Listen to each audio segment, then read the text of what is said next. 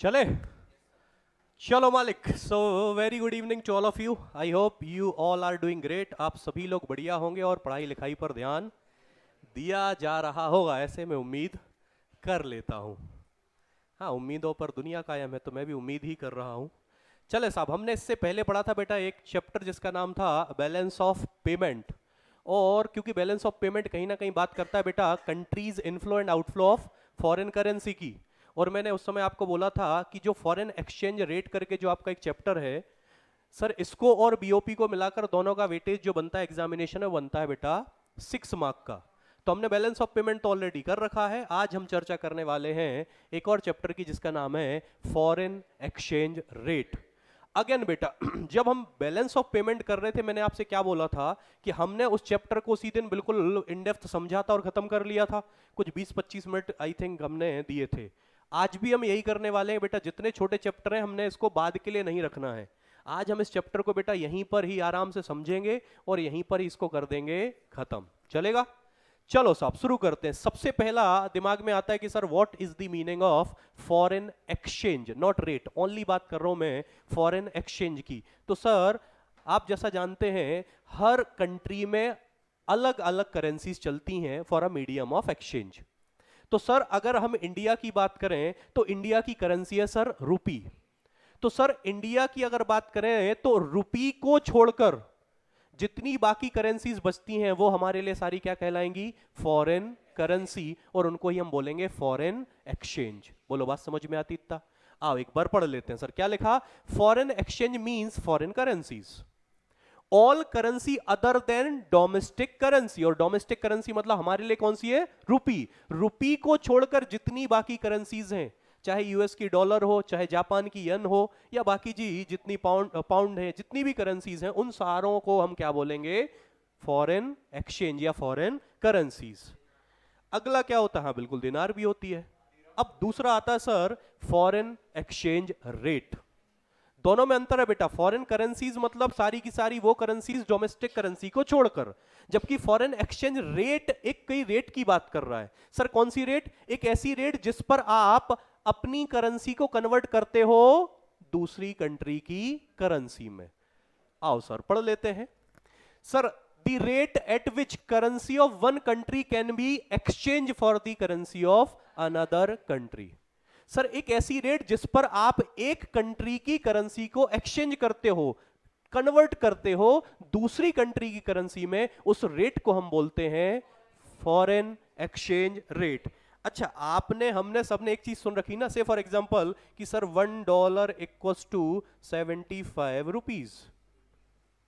ये जो मैंने बोला कि sir $1 equals to 75 rupees, it is nothing, it is a foreign exchange rate. इसका ये मतलब है कि सर मुझे अगर $1 चाहिए तो उसके लिए मुझे 75 रुपीज पे करने पड़ेंगे। So this is the rate. एक ऐसी रेट है जिस पर आप एक कंट्री की करेंसी को कन्वर्ट कर सकते हो दूसरी कंट्री की करेंसी में। उसी रेट को हम क्या बोलते हैं? Foreign exchange rate. बोलो साहब समझ में आई इतनी बात? आगे आ जाते सर, क्योंकि अब रेट की बात आई है तो sir basically there are 3 type of rates. Rate कितने टाइप की होती सर? 3 टाइप की। सर कौन सी पहली होती है? Fixed exchange rate. दूसरी होती है फ्लेक्सिबल या फ्लोटिंग एक्सचेंज रेट। और तीसरी होती है राजा managed floating exchange rate. So rate can be of 3 types, flexible, fixed and managed. चलेगा? अब इनको आराम से समझो कि सर फिक्स्ड क्या होता है, फ्लेक्सिबल क्या होता है और मैनेज्ड क्या होता है। सारे नोट्स बेटा प्रॉपर तरीके से मैंने डिजाइन किए हुए हैं जो आपको बिल्कुल हेल्प करेंगे। पहले हम ले रहे हैं बेटा फिक्स्ड एक्सचेंज रेट सिस्टम। देखो नाम ही बोल रहा है ना कि एक ऐसी रेट जो कहीं ना कहीं फिक्स्ड का कुछ बात करेगी। सो क्या लिखा? Fixed exchange rate system refers to the system in which the rate of exchange for a currency is fixed by government। एक ऐसी रेट जिसको कौन फिक्स कर रहा है सर? गवर्नमेंट। सर गवर्नमेंट के पास अथॉरिटी है, पावर है कि वो कंट्री की जो करेंसी है with respect to the country currency of another country वो फिक्स करेगा कौन? Government. So the rate which is fixed by government is called fixed exchange rate system. पहले यही चलता था जब डिमांड एंड सप्लाई के द्वारा नहीं होती थी रेट डिसाइड, तब उस समय सोल अथॉरिटी किसके पास थी? गवर्नमेंट के पास। वो रेट को डिसाइड करते थे, वो रेट को डिटरमाइन करते थे। चलेगा? अब जब गवर्नमेंट रेट को डिसाइड करती थी तो या तो वो करती थी गोल्ड के टर्म्स में, या सिल्वर के टर्म में, या कोई और जो वैल्यूएबल मेटल्स होते थे उनके टर्म में। तो आपने एक नाम सुना होगा ना, गोल्ड सिस्टम चलता था, एक चलता था ब्रिटेन वुड्स सिस्टम, ये आपने फॉरेन एक्सचेंज में नाम सुन रखे होंगे।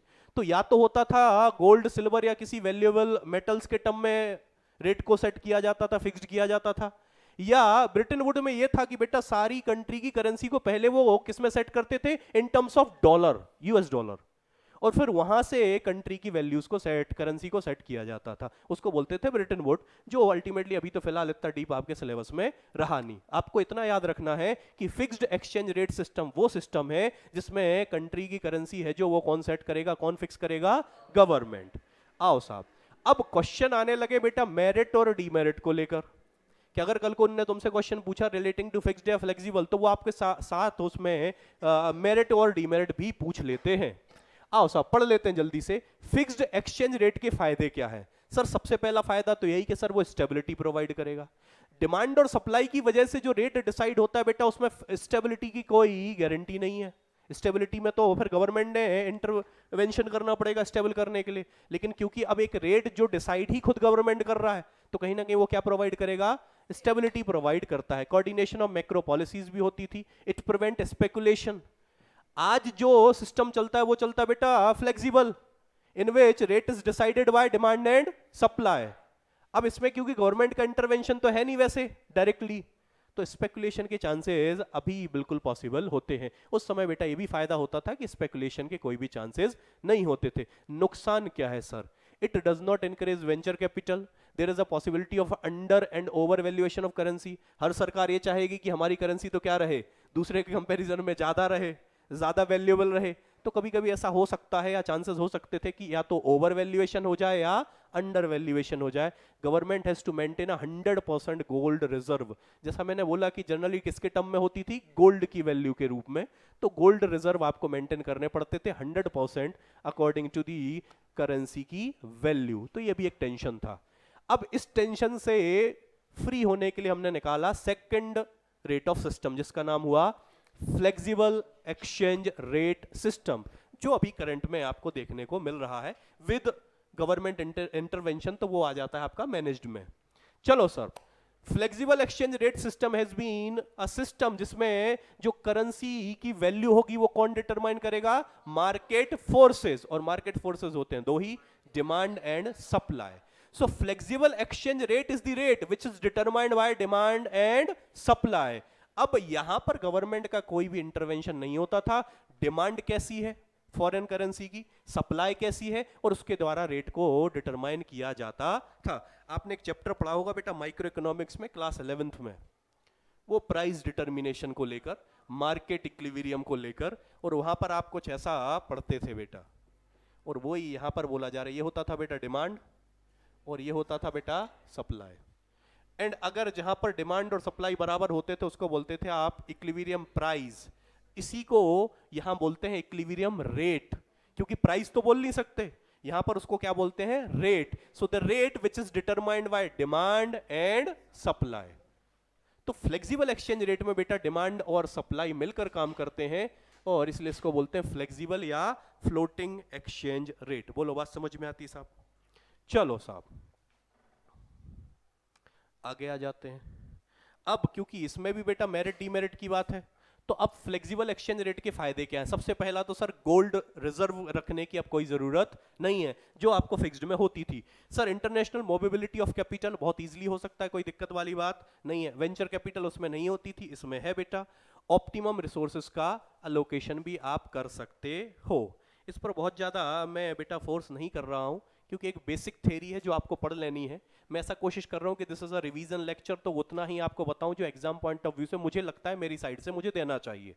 बाकी जो बेसिक थ्योरी है उस पर मैं बहुत ज्यादा फोर्स इसलिए नहीं डाल रहा हूं कि आपका काम बहुत ईजी तरीके से हो जाए। नुकसान क्या है सर? मार्केट में इनस्टेबिलिटी ऑलवेज रहेगी बेटा। वो स्टेबिलिटी प्रोवाइड करता था, यहां पर स्टेबिलिटी मेंटेन करने के लिए गवर्नमेंट को बीच में आना पड़ेगा। दूसरा क्या लिखा है sir? Policy formulation become difficult, क्योंकि सर आज मैं अगर पॉलिसी कोई बनाऊं तो आज के हिसाब से बना रहा हूं, कल मेरे हिसाब से रेट रही ही नहीं, तो पॉलिसी बनाना क्या हो जाएगा, थोड़ा सा डिफिकल्ट हो जाएगा। Bilateral trade agreement become difficult.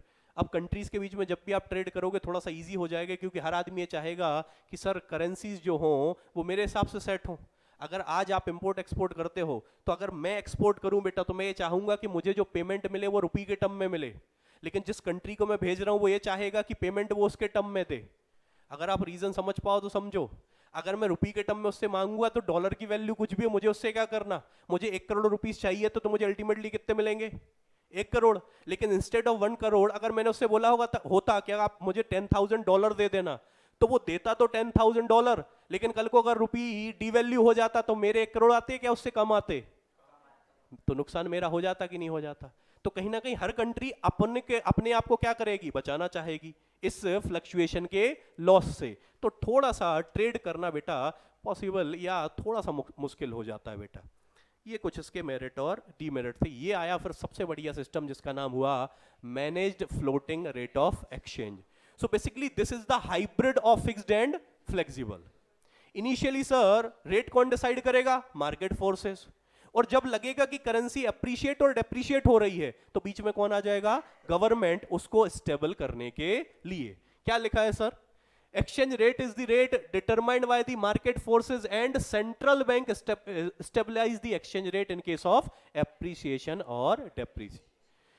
Sir manage floating exchange rate जो अभी चलता है वो इसी प्रकार से चल रहा है कि पहले तो रेट कौन डिसाइड करेगा, market forces, demand and supply. लेकिन जब लगता है कि करेंसी बहुत ज्यादा एप्रिसिएट हो गई है या बहुत ज्यादा डेप्रिसिएट हो गई है तो हमारा जो सेंट्रल बैंक है आरबीआई वो बेटा इंटरवेंशन करेगा और कहीं ना कहीं स्टेबिलिटी लाने की कोशिश करता है। इसी को बेटा ऑल्सो बोलते हैं एक हाइब्रिड सिस्टम, क्योंकि it is a combination of fixed as well as flexible. चलो साहब आगे आ जाते हैं, डिमांड एंड सप्लाई की बात करते हैं। सर क्या आप कौन कौन से पर्पस के लिए फॉरेन करेंसी की डिमांड रख सकते हो। सर सबसे पहला होता है पेमेंट इन फॉरेन करेंसी। अगर मैं कोई इंपोर्ट कर रहा हूं तो मुझे पेमेंट किस में करना पड़ेगा, फॉरेन करेंसी में। तो मुझे उसके लिए क्या चाहिए, फॉरेन करेंसी चाहिए, तो मैं डिमांड क्रिएट करूंगा। दूसरा import of goods and services. तीसरा टूरिज्म, कल को कहीं घूमने फिरने चले जाओ। Sir remittance by foreigners working in, अच्छा जो लोग फॉरेन के हैं जो इंडिया में काम कर रहे हैं वो कल को जब अपने यहाँ पैसा भेजेंगे तो रुपये में थोड़ी भेजेंगे, वो किस में भेजेंगे, वो कन्वर्ट करेंगे उनकी करेंसी में, और उसके लिए उनको करेंसी की जरूरत पड़ेगी और डिमांड क्रिएट करेंगे। Repayment of interest and loan, सोच के देखो अगर से फॉर एग्जांपल इंडिया ने वर्ल्ड बैंक से लोन लिया तो रुपये में थोड़ी इंटरेस्ट पेमेंट होगा, वो पेमेंट किस में होगा, उनकी करेंसी में, डॉलर में। Extension of loan to the foreigners, India वाले अगर फॉरेनर को लोन देने लगे तो रुपये में तो दोगे नहीं आप, उनकी करेंसी में देना पड़ेगा। लास्ट लिखा है बेटा इन्वेस्टमेंट, कल को आपके पास इतना पैसा हो जाए कि आपने सोचा कि फॉरेन में इन्वेस्ट करना है तो अगेन बेटा जिस कंट्री में करना चाहोगे उसकी करेंसी आपको रिक्वायर्ड होगी। तो इन सारे कामों के लिए आप डिमांड क्रिएट करते हो फॉरेन करेंसी की। सर सप्लायर कौन है, सप्लाई कहां से होगी, तो सर जैसे इंपोर्ट में आप मांग रहे थे तो एक्सपोर्ट में क्या होगा, आपको फॉरेन करेंसी मिल जाएगी। दूसरा foreign tourist in India, just उसके अपोजिट। थर्ड क्या लिखा, रेमिटेंस बाय इंडिया, अच्छा इंडिया के लोग भी तो बाहर काम करते हैं, वो जब इंडिया में पैसा भेजेंगे तो अगेन वो वहां पर क्रिएट करेंगे। फॉरेन डायरेक्ट इन्वेस्टमेंट, एफडीआई समझते हो, एक होता है एफडीआई, एक होता है FII. Both the cases foreign currency की जरूरत पड़ने वाली है। चलो साहब ये बहुत बेसिक है, इसमें मेरे हिसाब से बहुत ज्यादा कोई टेंशन वाली बात नहीं है। 1 मार्क में क्वेश्चन कभी कभी पूछ लेते बेटा कि इक्विलिब्रियम रेट ऑफ एक्सचेंज क्या होता है। सो जैसे मैं अभी बता रहा था ना मार्केट इक्विलिब्रियम, और मार्केट इक्विलिब्रियम वो पॉइंट होता है जहां पर डिमांड और सप्लाई क्या हो, बराबर हो, और उस समय पर जो रेट होती है उसको क्या बोलते हैं, इक्विलिब्रियम रेट। वही लिखा है बेटा, equilibrium rate of exchange is established at a point where quantity demanded and quantity supplied of foreign exchange are equal. Foreign currency की जहां पर डिमांड और सप्लाई बराबर हो जाती है उस रेट को हम क्या बोलते हैं साहब, तो ये जो जगह हमने छोड़ रखी है भाई साहब, ये जगह इसलिए छोड़ रखी है कि आप इस पर बड़ा सुंदर सा क्या बना लोगे, ग्राफ। तो ये हो गया एक्स एक्सिस, ये हो गया मालिक वाई एक्सिस। अब जब एक्सिस आ गए तो बेटा ले आते हैं demand, downward sloping, supply, and look at this point जहां पर डी इक्वल्स टू क्या है, एस, इसको बोलते हैं इक्विलिब्रियम पॉइंट। अब इसके सामने वाई एक्सिस पर आता है बेटा रेट, तो ये जो आर है यही कहलाएगा हमारा equilibrium rate, rate at which the demand of foreign currency is equal to supply of foreign currency. बोलो चलेगा? सो 1 मार्क का क्वेश्चन आता है, इसलिए आपको इसको ध्यान रखना है। चलो साहब आगे बढ़ते हैं सर। अब आपको मैं अभी बता रहा था, आपको रेट निकालना आता है, प्राइस डिटर्मिनेशन जो आपने पढ़ा था माइक्रो इकोनॉमिक्स में, उसको एक बार अपन यहां पर बना के देख लेते हैं बेटा। अगर कल को फॉरेन करेंसी की डिमांड क्या हो जाए, इंक्रीज हो जाए, तो उससे क्या होगा? बताओ भाई, है किसी के पास कोई जवाब? कल को अगर फॉरेन करेंसी की डिमांड बढ़ जाए, डिमांड इंक्रीज हो जाए, तो रेट के ऊपर क्या इंपैक्ट आएगा? ये हो गया सप्लाई, और मैं ऐसा कर देता हूं, इसको लिख देता हूं आर, मतलब ये है बेटा एग्जिस्टिंग रेट। अब मैंने बोला आपकी डिमांड ऑफ फॉरेन करेंसी बढ़ गई। से फॉर एग्जांपल अभी मौसम बढ़िया ठंड का चल रहा था, तो हमारे यहाँ से बहुत ज्यादा लोग घूमने चले गए, टूरिस्ट ज्यादा बाहर गए इंडिया से, तो डिमांड क्या हो गई सर? इंक्रीज हो गई। अब जब डिमांड इंक्रीज होगी तो पहला तो ये समझ में आना चाहिए कि सर डिमांड इंक्रीज होगी तो राइटवर्ड शिफ्ट होगा। अब राइटवर्ड शिफ्ट कहां पर होता है सर? ऊपर साइड। तो मैंने ये बनाया और इसको बोल दिया D1, करेक्ट है। अब पहले इक्विलिब्रियम पॉइंट कहां पर था? ये। अब नया इक्विलिब्रियम पॉइंट कहां पर आ गया? ये वाला E1 से फॉर एग्जांपल। और अगर मैं इसको यहां मिलाता हूं और नीचे क्वांटिटी पर, तो क्वांटिटी तो ऑब्वियसली बात बड़ी है, डिमांड बड़ी। ऊपर देखो आप R से चले गए हो, R, तो आपका रेट क्या हो गया है? अब आपको फॉरेन करेंसी जो मिलेगी ऑब्वियसली बात है वो हो जाएगी महंगी। और आप ये जानते हो कि सर डिमांड जब जब बढ़ती है तो प्राइजेस तो वैसे भी क्या होती हैं? इंक्रीज ही होती हैं। सो ये है इंक्रीज इन डिमांड। ये मैंने इसलिए ब्लैंक छोड़ रखा था कि आप यहाँ पर ग्राफ आराम से बनाएं और प्रैक्टिस करें। चलो साहब, ये देखो मैंने एक इंक्रीज इन सप्लाई का ले रखा था, वो भी आप बना सकते हैं। ये है बेटा क्वेश्चन एग्जाम में जहां आपको मिलेगा ही मिलेगा।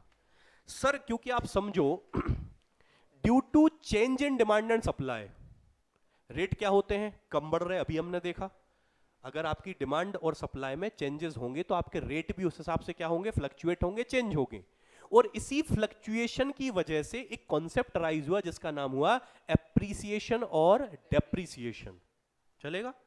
अब एक बार पढ़ लेते हैं सर एप्रिसिएशन और डेप्रिसिएशन का क्या मतलब है। सर करेंसी एप्रिसिएशन का मतलब होता है increase in the value of domestic currency in terms of foreign currency. मतलब सर अगर मैं इंडिया की करेंसी को कंपेयर करूं फॉरेन की किसी करेंसी से, और जब मैं कंपेयर कर रहा था और मुझे पता लगा कंपेयर करने से कि इंडिया की करेंसी की वैल्यू फॉरेन की करेंसी की वैल्यू के कंपेयर में क्या हो गई है? बढ़ गई है, तो इसको बोलते हैं करेंसी एप्रिसिएशन। क्या बोला मैंने? Currency appreciation. ये तो हो गया समझने की बात, लेकिन एग्जाम में तो आपको लैंग्वेज के साथ लिखना पड़ेगा। तो लैंग्वेज ये रही सर, क्या लिखेंगे sir? Increase in the value of domestic currency in terms of foreign currency. अरे क्या बोला? चलो वापस, increase in the value of domestic currency in terms of foreign currency. एक बार समझ लेते हैं सर। मैंने बोला $1 इक्वल टू, पहले था से फॉर एग्जांपल 70 रुपीज, अब हो गया है $1 इक्वल टू 65। हाँ यही मिस्टेक कर रहे हो आप, जो आप बोल रहे हो ना $1 इक्वल टू 75, यही तो मिस्टेक है जो हो जाती है फॉरेन एक्सचेंज के केस में। आप समझो बात को बेटा, इसको ऐसे पढ़ो, इसको ऐसे पढ़ो कि सर अभी मुझे $1 के लिए 70 रुपए देने पड़ते थे, अब उसी $1 के लिए मुझे 70 नहीं केवल 65 ही देने पड़ रहे हैं, तो हमारी वैल्यू 5 रुपए से, क्या समझे? 75 मत बोलो, वो तो डेप्रिसिएशन हो जाएगा। अरे गेटिंग दी कॉन्सेप्ट ना? इसको बोलते हैं करेंसी एप्रिसिएशन। डेप्रिसिएशन में मैं आपकी बात लिखता कि $1 इक्वल टू 70 और $1 इक्वल टू 70, ये डेप्रिसिएशन है। उसी $1 के लिए जो पहले 70 देने पड़ते थे, अब सर 75 देने पड़ रहे। बताओ 5 रुपए से हमारी वैल्यू क्या हो गई है? अरे गेटिंग दी कॉन्सेप्ट? पढ़ लेते हैं एक बार। Decrease in the value of domestic currency in terms of, तो एप्रिसिएशन आए तो वर्ड लिख देना और ये इधर लिख देना, बाकी तो सब सेम है। और बस एग्जाम्पल थोड़ा ध्यान रखना है, भाव ऐसे इमोशनल होके मत चले जाना कि $1 इक्वल्स टू 70 तो $1 इक्वल्स टू 75 हो गए भैया 5 रुपए से अप्रिशिएट। अरे समझ रहे क्या कॉन्सेप्ट? चलो साहब, सो ये होता है एप्रिसिएशन एंड डेप्रिसिएशन। अब मैं एग्जाम के लिए क्वेश्चन आपको बता देता हूं जो मुझे लगता है आएगा। वो या तो आएगा write down the difference between appreciation and revaluation, या आएगा डिवैल्यूएशन एंड डेप्रिसिएशन। सर ये माजरा है क्या? आप समझो, रेट ऑफ एक्सचेंज जनरली मैंने अभी दो बताए, मैनेज तो दोनों का हाइब्रिड था, एक होता है फ्लेक्सिबल, एक होता है फिक्स्ड। सर अगर आपका रेट ऑफ एक्सचेंज है फ्लेक्सिबल और जब करेंसी का रेट क्या होगा, चेंज, तो या तो करेंसी होगी एप्रिसिएट या डेप्रिसिएट। अब एप्रिसिएशन क्या होता है, डेप्रिसिएशन क्या होता है, मैंने अभी समझा दिया। लेकिन अगर आपका रेट ऑफ एक्सचेंज है फिक्स्ड, फिक्स्ड कौन सा होता था, विच is fixed by government. Government जब रेट चेंज करेगी तो या तो बढ़ाएगी या तो, मतलब चेंज तो तब भी होगा। लेकिन जब गवर्नमेंट मतलब फिक्स्ड एक्सचेंज रेट सिस्टम चलता है या चलता था, उस समय वो बढ़ाने कमाने को, चेंज करने को एप्रिसिएशन डेप्रिसिएशन नहीं बोलते थे, उसको बोलते थे रीवैल्यूएशन एंड डीवैल्यूएशन। तो ये क्वेश्चन आपके एग्जाम में आएगा, इसलिए आप विशेष ध्यान रखें इस बात का। मैंने फिर भी आपके लिए करेंसी डीवैल्यूएशन तो लिख रखा है, देखें क्या लिखा, रिफर्स टू रिडक्शन। और आप एक बार देख लो, वर्ड देख लो, यहां इंक्रीज और डिक्रीज लिखे हैं, जबकि यहां लिखा है रिडक्शन, क्योंकि ये गवर्नमेंट कर रही है, रिड्यूस कर रही है, जबकि वो डिमांड और सप्लाई की वजह से हो रहा है। तो थोड़ा सा वर्डिंग्स का भी ध्यान रखना है। Reduction in the value of domestic currency in terms of foreign currency under, बोलो दिख रहा है, देखो ये लिखा अंडर, बस ये ध्यान रखना है सर। अगर सर आपका फ्लेक्सिबल एक्सचेंज रेट है तो क्या होगा, या तो एप्रिसिएशन या तो, लेकिन अगर आपका फिक्स्ड है तो इसी कॉन्सेप्ट को हम क्या बोलेंगे, या तो रीवैल्यूएशन या तो डीवैल्यूएशन। बस इतना ध्यान रखना है, बाकी है कॉन्सेप्ट सेम। दोनों में ही डोमेस्टिक करेंसी की वैल्यू या तो इंक्रीज होगी या तो डिक्रीज होगी। लेकिन अगर आपका रेट ऑफ एक्सचेंज फ्लेक्सिबल है तो अगर इंक्रीज हुई तो एप्रिसिएशन, डिक्रीज हुई तो, अरे समझते क्या बात को। लेकिन अगर रेट ऑफ एक्सचेंज फिक्स्ड है तो रीवैल्यूएशन एंड, क्या बात समझ रहे हैं? बस इस बात का आपको ध्यान रखना है। 3 मार्क का क्वेश्चन आएगा बेटा जी। सॉरी, डिफरेंसेस किस में आएगा? डिफरेंसेस देखो आप बन सकता है, पहला बनाए अगर तो एक तो आ सकता है sir currency appreciation versus revaluation, क्योंकि एप्रिसिएशन का मतलब क्या होता है, increase in the value of domestic currency with respect to foreign, इसका मतलब भी यही होता है रीवैल्यूएशन का। लेकिन रीवैल्यूएशन किसकी बात कर रहे हैं, फिक्स्ड की।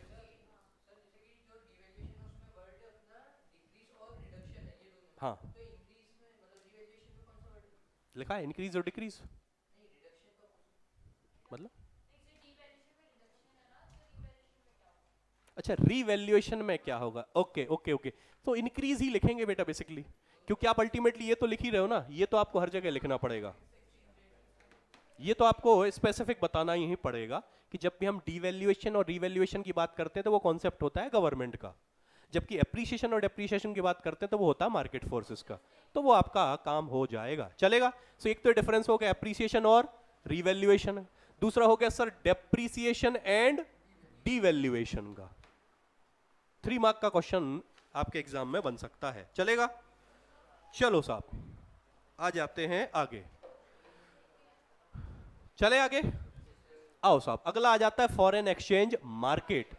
अब जैसे हर चीज का मार्केट होता है तो मालिक, जहां पर फॉरेन एक्सचेंज को आप कन्वर्ट करोगे, एक करेंसी को दूसरी करेंसी में जिस मार्केट में कन्वर्ट किया जाए वो मार्केट क्या कहलाता है, फॉरेन एक्सचेंज मार्केट।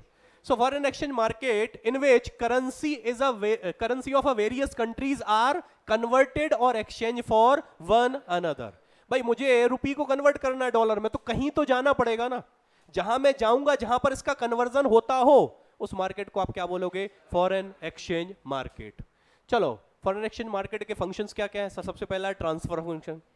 अगर मुझे किसी को फॉरेन में कोई पैसा ट्रांसफर करना है तो सर उसको लिए क्या चाहिए, एक मार्केट जो मेरा ये काम करके दे, उस मार्केट को क्या बोलते हैं, फॉरेन एक्सचेंज मार्केट, और इस काम को क्या बोलेंगे, ट्रांसफर फंक्शन। दूसरा उधारी।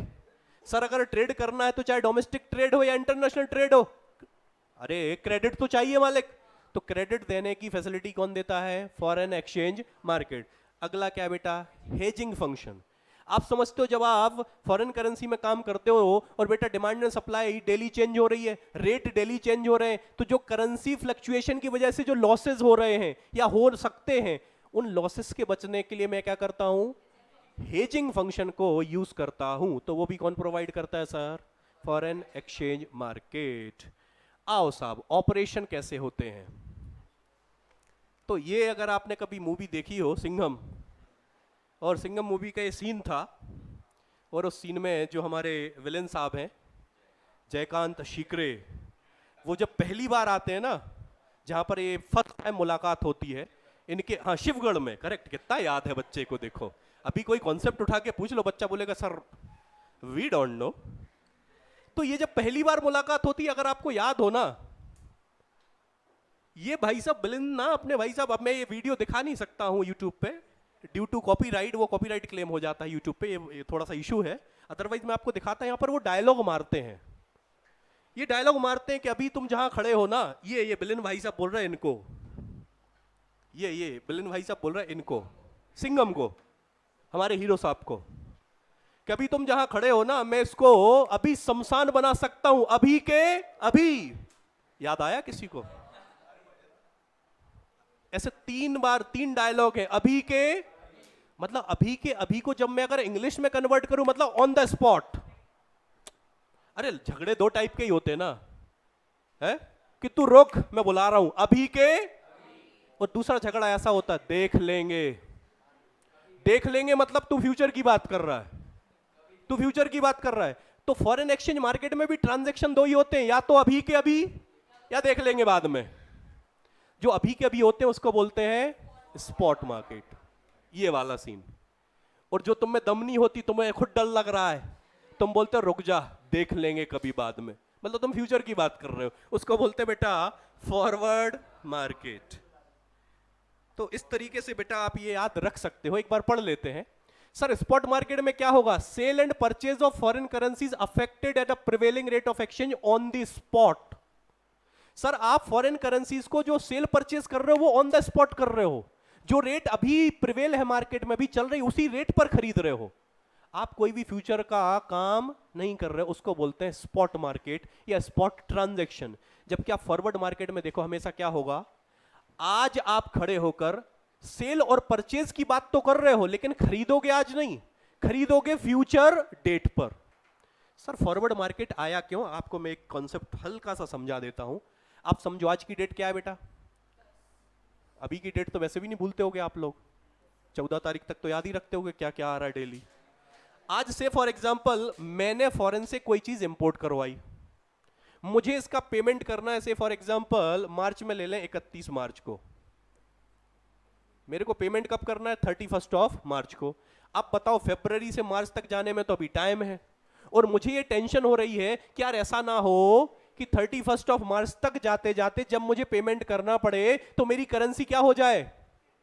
गिर जाए, उसका डेप्रिसिएशन हो जाए, तो मुझे क्या होगा? उस करेंसी के चेंज की वजह से और नुकसान हो जाएगा, लॉस हो जाएगा। तो मैंने कहा एक काम करता हूं, मैं एक कॉन्ट्रैक्ट एंटर कर लेता हूं फॉरेन करेंसी को खरीदने का, क्योंकि मुझे पेमेंट करना है तो मुझे फॉरेन करेंसी खरीदनी पड़ेगी। मैंने आज 10 फरवरी को बेटा फॉरेन एक्सचेंज खरीदने का मैंने कॉन्ट्रैक्ट एंटर कर लिया। मैंने बोला कि मैं 31 मार्च को आपसे $10,000 खरीदने का कॉन्ट्रैक्ट करता हूं। अब से फॉर एग्जांपल अभी रेट चल रहा था $1 इक्वल्स टू 70। कितना चल रहा था? $1 इक्वल्स टू 70। अब उसने मुझे दिया $1 इक्वल्स टू 72 पे। मुझे अभी भी चलेगा क्योंकि 70 पर तो वो देगा नहीं भाई, वो भी तो अपने प्रेडिक्शन लगाएगा कि यार आगे जाके मुझे लगता 72 तक हो सकता है। तो वो उसने अपना पूरा प्रेडिक्शन लगा के क्या बोला कि मैं 31 मार्च को आपको दे दूंगा, लेकिन $1 इक्वल्स टू 72 रुपये लूंगा। मैंने कहा ठीक है चलेगा, क्योंकि मुझे ऐसा लग रहा था कि $1 इक्वल्स टू 75 होने वाला है, मेरा प्रेडिक्शन ये था। तो मैंने कहा चलेगा, कोई दिक्कत नहीं है। आप मुझे बताओ, there is a contract of sale and purchase of foreign currency at a future date. तो क्या ये कॉन्ट्रैक्ट ऑन द स्पॉट हुआ या फ्यूचर में होगा? इसलिए उसको क्या बोलते हैं? फॉरवर्ड तो आप फॉरेन एक्सचेंज मार्केट में दो ही तरीके से काम कर सकते हो, या तो ऑन द स्पॉट वाला या फॉरवर्ड वाला। इस तरीके से आप ही का,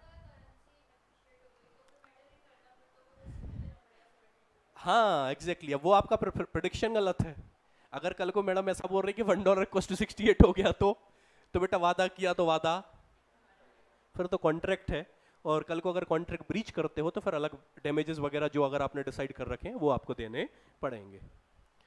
चले सर, ये स्पॉट एक्सचेंज रेट और फॉरवर्ड एक्सचेंज रेट का एक छोटा सा कॉन्सेप्ट है, थ्योरी है, और मैंने आपके लिए कुछ डिफरेंसेस डाल रखे हैं फिक्स्ड एक्सचेंज और फ्लेक्सिबल में, और डेप्रीसिएशन और एप्रीसिएशन में। आप एक बार ये देख लीजिएगा। बाकी ये चैप्टर यहाँ पर हो गया है सर समाप्त। आने वाले जो चैप्टर्स हम पढ़ने वाले हैं वो है बेटा aggregate demand and national income, क्योंकि ये ही हमारे हिसाब से मैक्रो इकोनॉमिक्स में चैप्टर बचे हुए जो हमने अभी तक नहीं पढ़े हैं। बाकी तो हमारा सब हो चुका है। इसके बाद हम चलेंगे बेटा आईईडी की तरफ। आई होप आपको ये समझ में आया होगा। बस कुछ मत करो सर, पीडीएफ आराम से पढ़ो, ये चैप्टर आपका हो जाएगा बिल्कुल समाप्त। चलेगा? चलो साहब, thank you so much, bye bye, see you, take care.